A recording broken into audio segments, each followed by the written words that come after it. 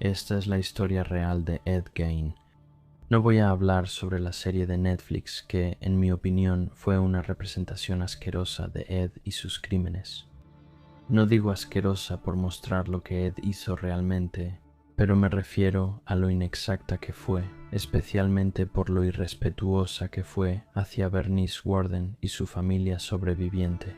No compararé nada del programa de Netflix en este video, solo es un documental sobre Ed Gein. Debido a la atención que ha recibido la historia de Ed Gein tras la serie de Netflix, consideré importante agregar este mensaje al inicio del documental. Gracias por escuchar, espero lo disfruten. Aquí tienen una representación precisa de la vida y crímenes de Ed Gein.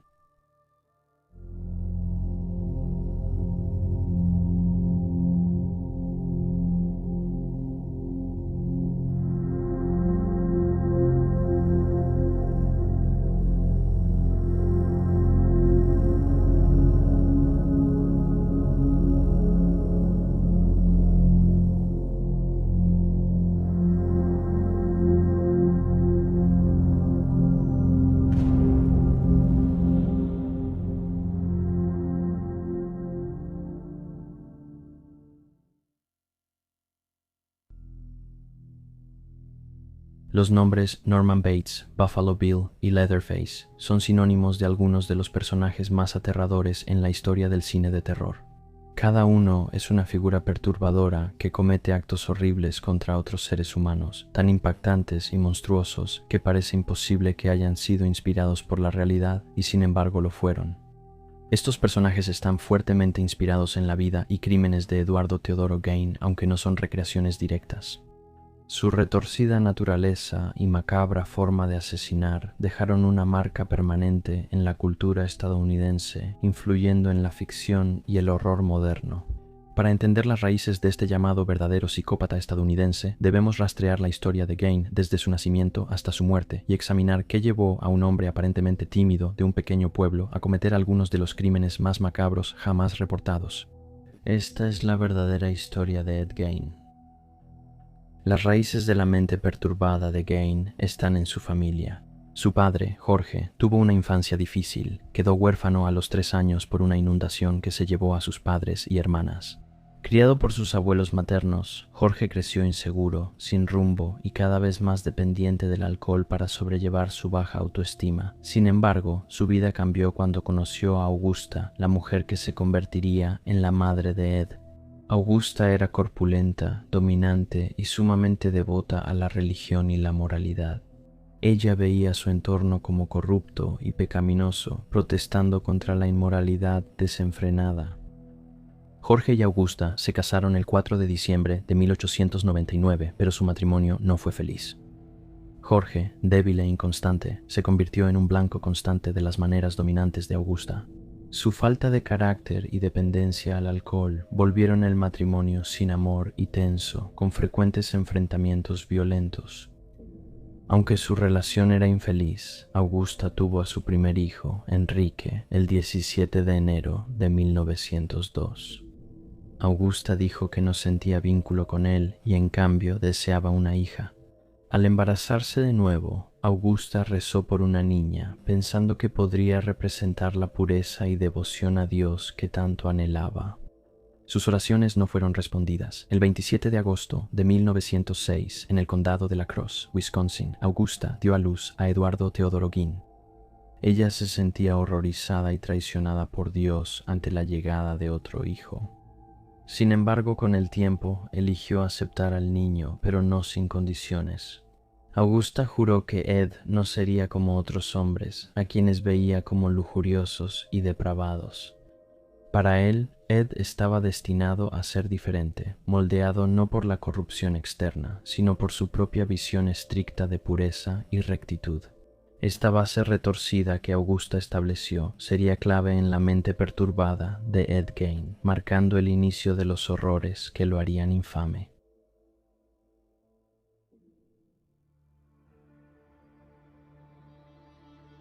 En su infancia, los padres de Ed Gein tenían una tienda de abarrotes antes de mudarse a una granja lechera cerca de Camp Douglas.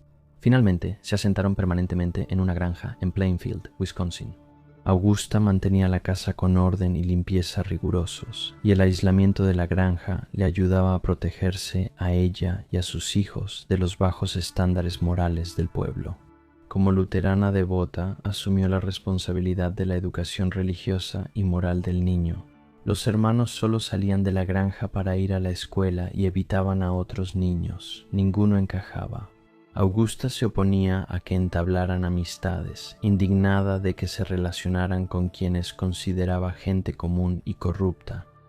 La experiencia escolar de Ed fue miserable. Su ojo caído, sonrisa torcida y actitud afeminada lo hacían blanco de burlas y acoso, y en casa no tenía escapatoria. Su padre lo golpeaba frecuentemente durante arrebatos de ira alcohólica, mientras que su madre llenaba la casa con interminables sermones sobre el pecado, la moralidad y la condenación. A medida que la granja empezó a fracasar, Ed se fue refugiando cada vez más en su propio mundo de fantasía, desconectado de la realidad. De adultos, los hermanos trabajaban en la granja y hacían trabajos ocasionales. Eran conocidos como confiables y trabajadores. Mientras tanto, la dependencia de su padre al alcohol empeoró y en 1937 Jorge estaba físicamente destrozado e incapaz de cuidarse. Dependía totalmente de la familia, que le guardaba resentimiento. Su declive terminó el 1 de abril de 1940, cuando murió de insuficiencia cardíaca. Su muerte no fue muy lamentada. Su esposa e hijos sintieron alivio de no tener que cuidarlo más. La Segunda Guerra Mundial ya estaba en marcha. Aunque ni Enrique ni Ed sirvieron, Enrique era demasiado mayor y Ed fue considerado no apto debido a la visión deficiente causada por su ojo caído. Los hermanos expandieron su trabajo fuera de la granja y Enrique ganó gran reputación por su dedicación. Mientras tanto, Ed disfrutaba cuidar niños para las familias locales, donde los niños le tomaron un cariño especial. Aunque solían llevarse bien, la tensión entre los hermanos aumentó por su madre. Enrique estaba muy perturbado por el control de Augusta sobre Ed y decía que su relación no era saludable. Ed estaba perturbado por las críticas, sin entender cómo su hermano podía cuestionar a Augusta, a quien veía como una santa y símbolo de pureza. La desaprobación de Enrique generó distancia entre ellos y afectó cómo Ed veía a su hermano mayor.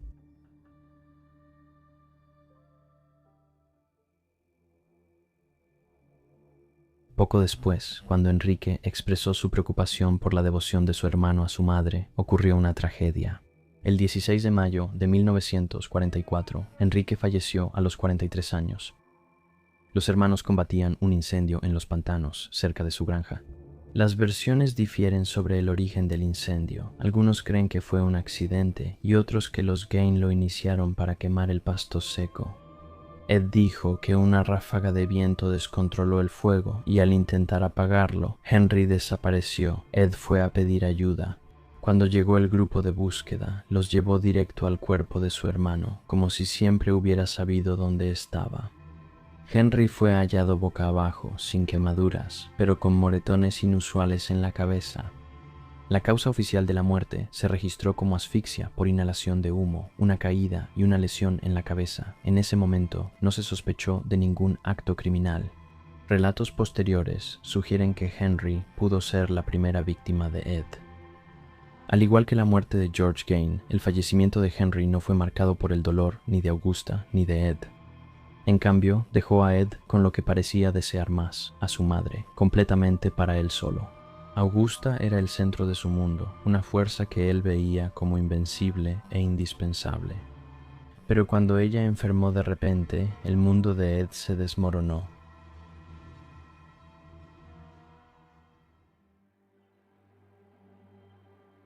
Un derrame cerebral llevó a Augusta al hospital y Ed esperó junto a ella durante horas por su recuperación. Eventualmente fue dada de alta, pero no recuperó su fuerza. Ed se dedicó totalmente a cuidarla día y noche. Para él, este papel despertaba una extraña emoción, como si le permitiera demostrarse como hijo devoto y tal vez ganar el afecto que tanto anhelaba. Pero Augusta no mostró gratitud. Incluso cuando recuperó su salud, le negó el afecto y el reconocimiento a Ed, dejándolo aún anhelando su amor. En el invierno de 1945, Augusta ya estaba fuerte y retomó sus rutinas. Incluso fue con Ed a una granja vecina por paja. Mientras estaban allí, presenciaron al granjero matando a golpes a un cachorro y discutiendo violentamente con su esposa. Augusta estaba horrorizada, no solo por la crueldad, sino también por la desvergüenza de la esposa del granjero, a quien de inmediato consideró inmoral. El incidente la afectó tanto que, una semana después, sufrió otro derrame cerebral fatal. El 29 de diciembre de 1945, Augusta Gain falleció a los 67 años, dejando solo a Ed en su funeral. Se dice que Ed lloró incontrolablemente, inconsolable por su dolor. Había perdido a la única persona que había amado, la única figura que había moldeado y definido toda su vida. Desde entonces, Ed dedicaría su vida a recrear la presencia de su madre de las formas más grotescas y horribles posibles.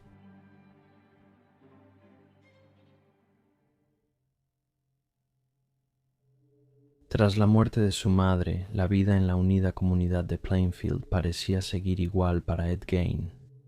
Para los habitantes del lugar, el único cambio notable era que se veía más desaliñado de lo habitual, pero seguía siendo el mismo hombre torpe pero educado que siempre habían conocido.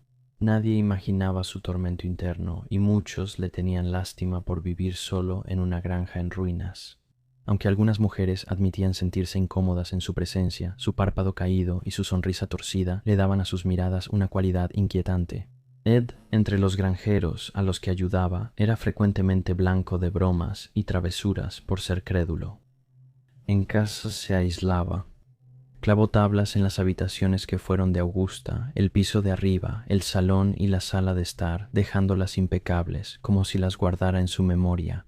Mientras la casa se deterioraba, sin agua ni electricidad, Ed se aislaba cada vez más, dedicando su tiempo a revistas sensacionalistas y artículos sobre canibalismo, profanación de tumbas y mutilación. Viajaba poco al pueblo, solo por provisiones, trabajo ocasional o para ir 11 kilómetros a la taberna de Mary Hogan. Mary Hogan, la dueña, tenía un parecido sorprendente con su madre y Ed desarrolló una obsesión enfermiza con ella. Sin Augusta, su vida era vacía. Comenzó a resentir a los aldeanos que se burlaban de él y su enojo crecía bajo su exterior tranquilo. En mayo de 1947 esa oscuridad salió a la luz.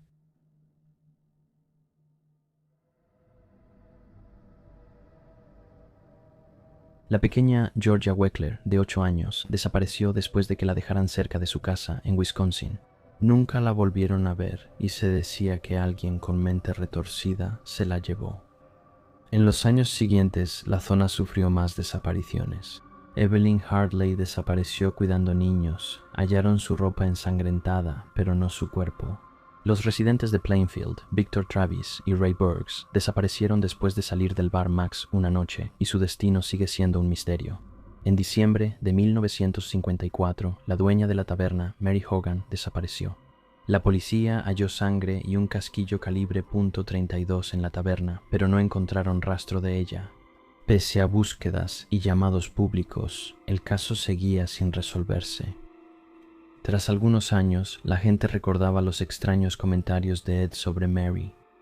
Cuando venía al pueblo, él sonreía arrogante y decía: «Ella no está desaparecida, ahora está en la granja». Muchos pensaron que era otra de las bromas raras de Ed, sin imaginar que decía la verdad. Años antes de su último crimen, en Plainfield surgieron rumores sobre Ed y su aterradora casa de campo. Niños que lo visitaron decían haber visto cabezas reducidas en su casa. Ed dijo que las cabezas eran regalos de un primo que sirvió en Filipinas en la guerra. La mayoría en el pueblo ignoró los rumores, pensando que era otra rareza de Ed el Raro, volviéndose una broma macabra local. El 16 de noviembre de 1957, durante la temporada de caza de venados, la mayoría de los hombres de Plainfield estaban en el bosque. Ed, quien nunca participaba en la cacería, aprovechó la tranquilidad del pueblo. Visitó la ferretería Warden, propiedad de la viuda Bernice Warden, de 58 años. Ella trabajaba sola cuando Ed llegó a comprar anticongelante. Ed regresó más tarde bajo el pretexto de querer intercambiar su rifle. En esta segunda visita, Ed le disparó a Bernice. Esa noche, el hijo de Bernice, Frank, regresó de cazar y encontró la tienda salpicada de sangre. Alarmado y horrorizado, sospechó de inmediato de Ed. Cuando llegó la policía, Frank les dijo directamente, él le hizo algo. Cuando le preguntaron a quién se refería, respondió, Eddie Gain. Las autoridades actuaron rápido. Con Bernice desaparecida y Ed como principal sospechoso, la policía inició una búsqueda intensa. Primero fueron a la granja de Gain, pero no lo encontraron. Como solía visitar a los Hills, los oficiales fueron a su casa. Lo encontraron justo cuando estaba a punto de irse en su auto, después de cenar y de ayudar a uno de los muchachos Hills a instalar una batería. Tras unas pocas preguntas, los oficiales identificaron a su sospechoso.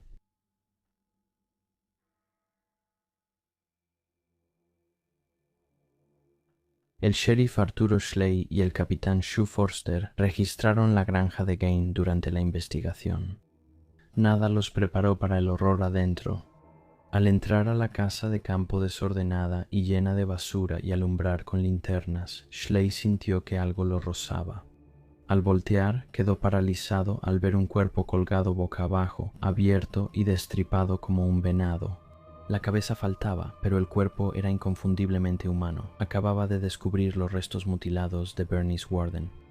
El hallazgo fue tan grotesco que Schley salió corriendo hacia la nieve, cayó de rodillas y vomitó violentamente. Shue Forster aguantó adentro lo suficiente para pedir refuerzos por radio. Lo que hallaron fue solo el inicio de la pesadilla escondida en la casa de Ed Gain. Cuando los oficiales regresaron a la granja, el hedor los golpeó, pútrido y sofocante. La suciedad y descomposición eran abrumadoras. Casi imposible imaginar que alguien viviera ahí, pero la miseria era solo la superficie. Lo de adentro era aún más aterrador. Era una auténtica casa de pesadillas. Entre los escombros había rarezas casi triviales, una lata de café con chicles y dentaduras postizas amarillas como adornos en un estante. Sin embargo, estas grotesquerías eran nada comparadas con lo que hallaron después. Se habían fabricado pelotas con la parte superior de cráneos humanos, algunas incluso se usaban para adornar los postes de las camas. 4 sillas, las pantallas de lámparas, botes de basura y muchos objetos domésticos estaban tapizados con piel humana. Un cinturón estaba hecho completamente de pezones femeninos, junto con una barra de cortina fabricada con los labios de una mujer. Las cajas revelaron más horrores. Una contenía genitales femeninos, otra tenía 4 narices cortadas, mientras que un recipiente de avena Quaker estaba lleno de pedazos de cuero cabelludo humano. También se hicieron prendas con partes del cuerpo. Había polainas hechas con piel de mujer, varias fundas de piel y, lo más perturbador, un chaleco hecho con la parte superior del torso femenino. Se hallaron 9 máscaras hechas con rostros desollados de mujeres, algunas aún con cabello y lápiz labial en los labios. Un oficial recordó sorprendido cuando halló una máscara hecha con restos de María Hogan, la dueña de la taberna desaparecida desde 1954. Los restos de Bernice Warden también estaban esparcidos por toda la casa. Su corazón fue encontrado en una bolsa cerca de la estufa y sus entrañas, aún tibias, estaban envueltas en periódico. La cabeza fue hallada en un costal de alimento y solo la identificaron cuando salió vapor de la bolsa. Tenía clavos en cada oreja unidos por un cordel, como si Ed Gain quisiera colgarla entre sus trofeos macabros. Había tantos huesos, piel, senos, genitales, narices, labios y cabezas que resultó imposible saber cuántas víctimas hubo. La cantidad indicaba varias víctimas, aunque todos los restos eran de mujeres. Casi todo estaba confinado a la cocina y al dormitorio de la planta baja, las áreas donde Gain realmente vivía. El resto de la casa estaba tapiado y, temerosos, los oficiales quitaron las tablas, pero en vez de atrocidades hallaron lo contrario. Detrás de las tablas había cuartos intactos, un dormitorio y una sala en perfecto orden. Todo seguía igual, como si el tiempo se hubiera detenido. Estas eran las habitaciones de Augusta, cerradas y preservadas como santuario desde su muerte.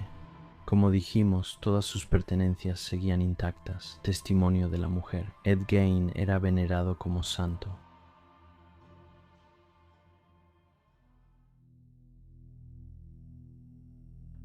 Gain fue arrestado y encarcelado cerca de la casa del sheriff Schley y su familia.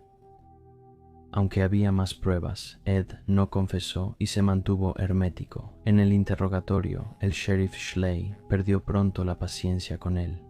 Su frustración llegó al límite y azotó a Ed contra la pared de la cárcel, gritándole que confesara. En lugar de hablar, Jean simplemente se cerró, refugiándose en el silencio. Mientras tanto, de regreso en Plainfield, el pueblo estaba lleno de reporteros. La especulación se desató y pronto los titulares sensacionalistas llenaron los periódicos. En pocos días, Jean confesó matar a Bernice Worden, pero lo más impactante fue cuando le preguntaron por las muchas partes de cuerpos halladas en su casa. Con calma, Ed explicó que durante un periodo de 5 años, comenzando en 1947, había hecho visitas nocturnas repetidas a los cementerios locales. Por lo menos en 9 ocasiones, desenterró ataúdes recientes, sacó los cuerpos y los volvió a enterrar. Confesó que elegía víctimas, revisando avisos fúnebres. Buscaba mujeres de mediana edad parecidas a su madre.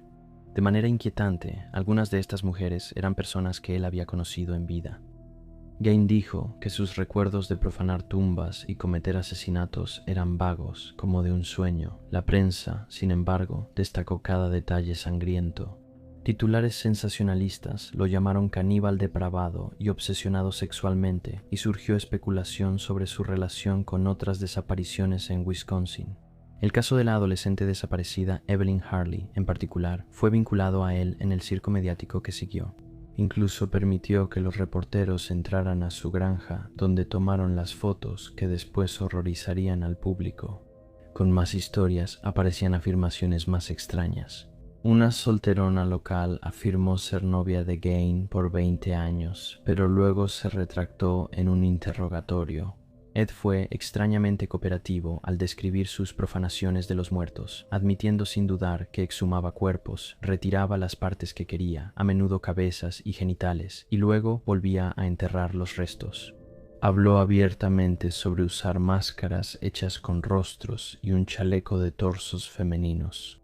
Sin embargo, ante asesinatos directos se volvía evasivo, aunque las pruebas fueran abrumadoras.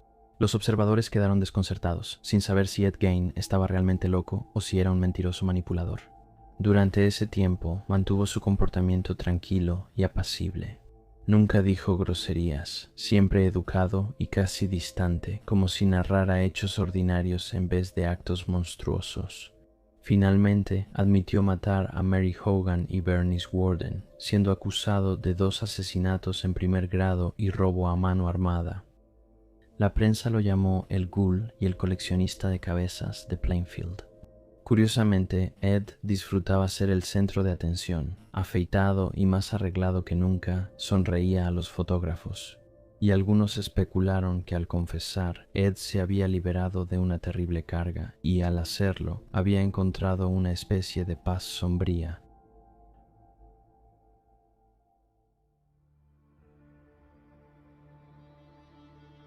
El abogado William Belter dijo que Ed se declararía no culpable por demencia. En Plainfield, la comunidad seguía impactada mientras los residentes intentaban aceptar que Gain profanó tumbas. La posibilidad de que sus madres, hijas y hermanas hubieran sido exhumadas, mutiladas y convertidas en objetos domésticos en la granja de Gain era incomprensible, por lo que muchos exigían pruebas. Cuando Gain proporcionó tranquilamente a las autoridades una lista de nombres y fechas de tumbas que robó, se decidió que 2 serían exhumadas. Una era de Eleanor Adams, de 52 años, junto a las tumbas de los padres de Gain.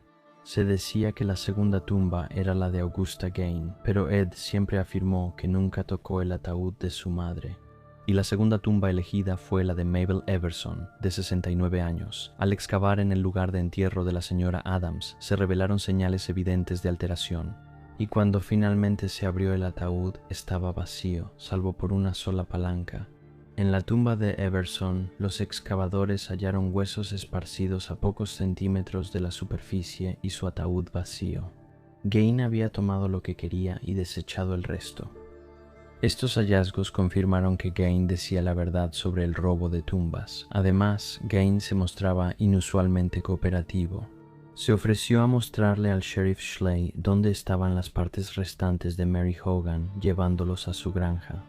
Señaló las cenizas y explicó que cortó a Hogan, quemó los restos en su estufa y los arrojó a la pila. Poco después hallaron los restos de otra mujer en una zanja de basura en su propiedad.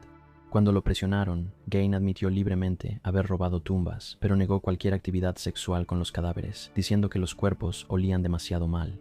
Afirmó que nunca había tenido una relación sexual ni con un hombre ni con una mujer, y aunque muchos especulaban que alguien debió haberlo ayudado, Gain insistió en que había actuado solo. También negó estar involucrado en la desaparición de la adolescente Evelyn Harley, la joven Georgina Weckler y los dos cazadores desaparecidos, aunque las sospechas sobre su culpabilidad persistieron.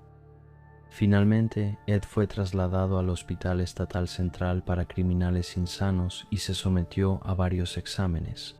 Físicamente, Gain estaba bien, pero solía quejarse de dolores de cabeza, náuseas y un olor desagradable similar al de carne en descomposición. Sin embargo, mentalmente su estado era más preocupante.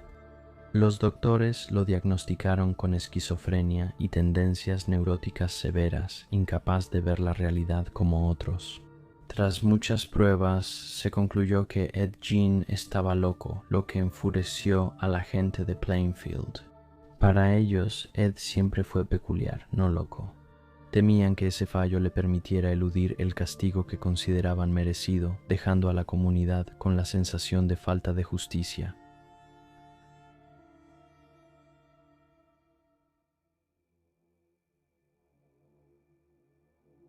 Ed permaneció en el Hospital Estatal Central hasta su audiencia de insanidad el 21 de noviembre de 1957. La sala del tribunal estaba llena. Muchos notaron lo diferente que estaba Ed desde su arresto. Ya no era la figura frágil que recordaban. Gain lucía más saludable, con el rostro más lleno y algo rechoncho. En la audiencia, los médicos dijeron que no podía ser juzgado y fue readmitido en el Hospital Estatal Central indefinidamente. Mientras tanto, Plainfield fue transformado por la notoriedad. Reporteros y curiosos llenaron el pueblo, deseosos de ver la granja de Gain o recorrer los cementerios que profanó. El 30 de marzo de 1958, su granja y pertenencias estaban programadas para subastarse y las ganancias se destinarían a ayudar a resolver las demandas de las familias de las víctimas. Sin embargo, 10 días antes de la venta, la granja se incendió. Aunque se sospechó de incendio provocado, no hubo culpables ni investigación profunda. Cuando Ed supo del incendio, solo dijo, mejor así. La subasta de sus pertenencias continuó, y su auto lo compró el operador Bonnie Gibbons. Gibbons aprovechó la fama, cobrando 25 centavos para que la gente viera el vehículo. En su primera exhibición, más de 2,000 visitantes curiosos se presentaron. En total, la subasta recaudó $5,375 con $300 reservados para el eventual funeral de Ed. Con Gain confinado de manera segura, su leyenda creció en todo Wisconsin. Los niños susurraban historias de miedo sobre él, convirtiéndolo en su propio hombre del saco de la vida real. Sus crímenes se filtraron en la cultura popular. En 1960, Alfred Hitchcock estrenó Psicosis, basada en la novela de Robert Bloch. Esa novela había tomado elementos de la vida de Gain y su inquietante obsesión con su madre. Ese año, trabajadores cerca de la granja de Gein vieron perros cavando en la tierra. Al investigar más, desenterraron muchos huesos humanos, costillas, piernas, brazos y una pelvis. Los restos de su tumba, tras ser robados, se enterraron en silencio en 1962. En el Hospital Estatal Central, Gain se adaptó bien a la vida institucional, leía, hacía trabajos ocasionales y era visto como paciente ejemplar.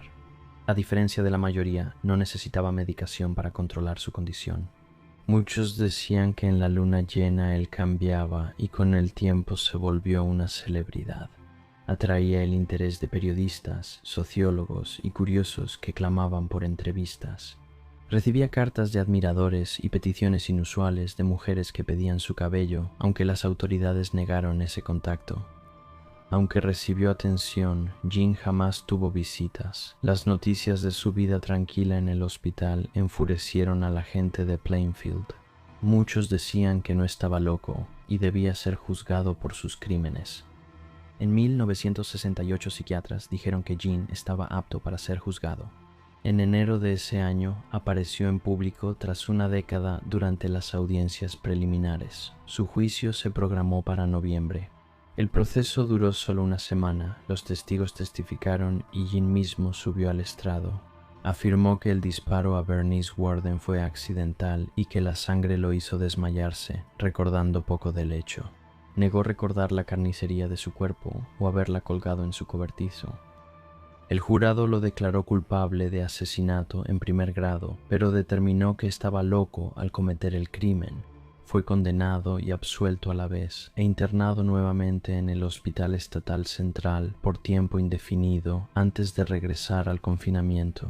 La prensa tuvo la oportunidad de hablar con él. Muchos quedaron sorprendidos por el contraste entre el comportamiento amable y educado de Gain y los horrores de sus crímenes. Al preguntarle cómo se sentía, dijo estar aliviado y que esperaba con ansias volver al hospital, destacando el buen trato que recibe ahí.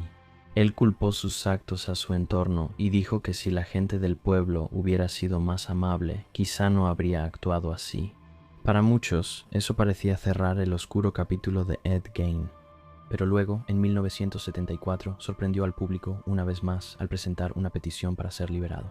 Afirmó estar totalmente recuperado y pidió que lo liberaran. Ed quería su libertad. El 27 de junio de 1974, Gein compareció ante el tribunal buscando ser liberado y regresar a la sociedad. En camino a la audiencia, se rió y bromeó con reporteros, mostrando una actitud tranquila y educada. Contrasta con la imagen monstruosa que tenía durante años.